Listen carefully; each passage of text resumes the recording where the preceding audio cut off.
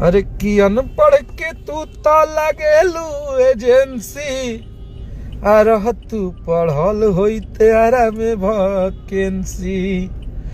तब हक भक बतत रहे पढ़े घरी दिया बा पिया बा रे पिया बा।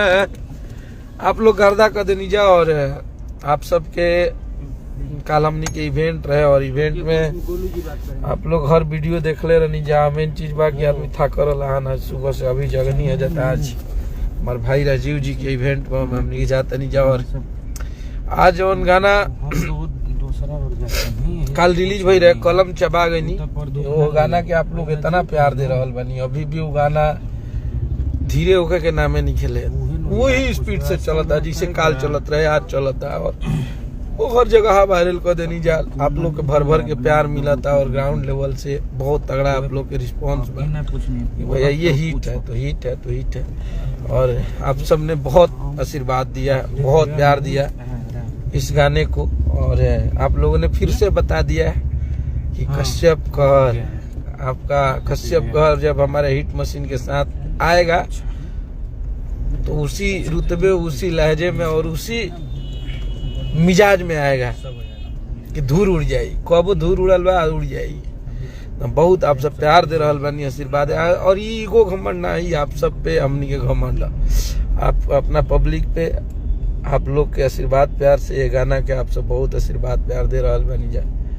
हमनी के मेहनत ऐसे ही मेहनत के सराही जा रहा सब प्यार दी जा। और दिल से आप सबके बहुत बहुत धन्यवाद कि आप लोग मात्र अभी कल सुबह में 1 डे होगा लेकिन उस गाने को 4 मिलियन व्यूज आप लोग क्रॉस करवाने वाले हैं। तो इससे बड़ा अब हमारे लिए संपत्ति धन दौलत कुछ नहीं हो सकता है। आपका प्यार है, आप सबका मोहब्बत है कि आप सबका जब कश्यप लिख देता है, आप सबका हिट मशीन जब गा देते हैं तो उसमें अलग ही मिजाज हो जाता है।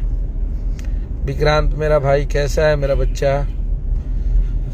तो आप लोग होली के लिए भी रेडी रहिएगा, बट इसको अभी जितना जल्दी 10-20 मिलियन तक पहुंचा दीजिए। उसके बाद फिर हम होली में काम क्या गाना तो बना दिए लेकिन अभी होगा। रवि भाई मेरे रुद्रांश ऑटोमोबाइल सनी भैया रवि भैया लिख रहे हैं 100 मिलियन होगा। अभी आपका डांस वाला रवि भैया रील नहीं आया है मेरे में, मेरा कोलैबोरेशन ढूंढ रहा है आपको